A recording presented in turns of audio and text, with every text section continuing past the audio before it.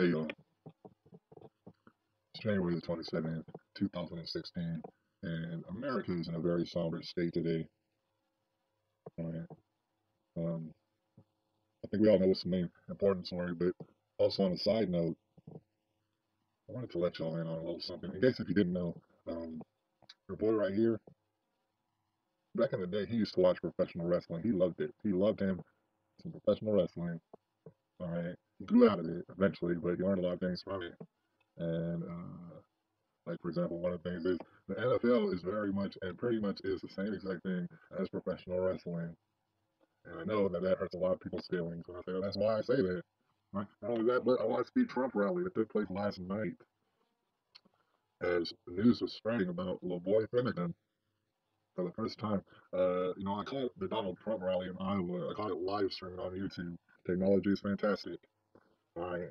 That entire rally was professional wrestling at its finest. And Donald Trump has been involved in professional wrestling anyway, so it's like, damn, of course you know how to do professional wrestling. That's what it was. That's what he was doing.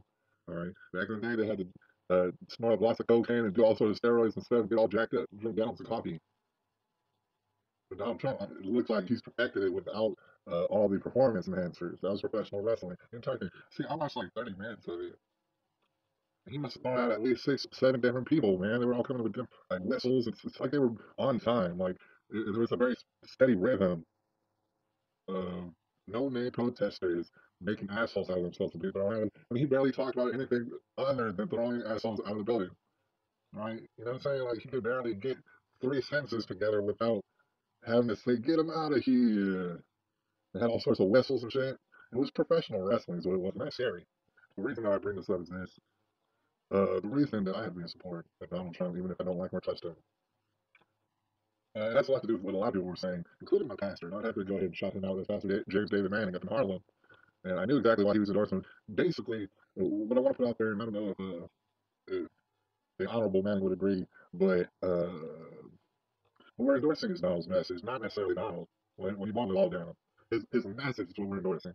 All right. So he's been spitting hot fire. He's been unleashing all sorts of truths here and there. Not all of them, but some of them here and there. And doing so, the reason why that makes us so powerful is he is acknowledging the truth. You have a president who's not going to acknowledge the truth or debate anybody ever, then he's going to do whatever he wants. Right? But say hypothetically, you had a president who actually knows the truth, actually took time to be in debates with people. Well, then you can get to the bottom of just what he's up to, what he's thinking about. Right? It gives you a lot of power. So Donald Trump has, in essence, put himself in the hot seat. Right? So he's in the hot seat, and that's a good thing. But right here, right now, this is a game breaker. It truly is. I'm a perfect example in that I came out pretty early and I talked about how I didn't think that this whole situation was going to end well.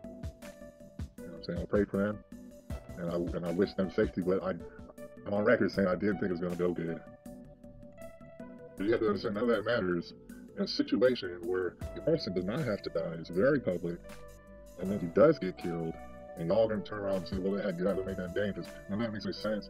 A constituency that loves lives, and they gobble them up like it's Thanksgiving Day dinner. Alright, so you're going to tell all that. Let's think about it. Again, does not matter. I mean, you're defying logic. And anyways, all sorts of evidence is going to get tampered with, obviously. And a lot of people are going to get shut the fuck up. Disappear, maybe. Right? So now would be the exact perfect time to ask Donald, say, hey, Donald, right? A lot of people weren't sure about this, but nobody needed to die here. Especially not in the way that witnesses claim that it happened. So, Donald, what do you think about what happened last night? That's the question he's been posting on. I'm sure someone's been posting to him. And if Donald's staff is watching you right now, and that's damn near impossible. But if they weren't, they're going to tell you, you better be very careful. You ought to be very careful how you answer that question. It's January the 27th, 2016.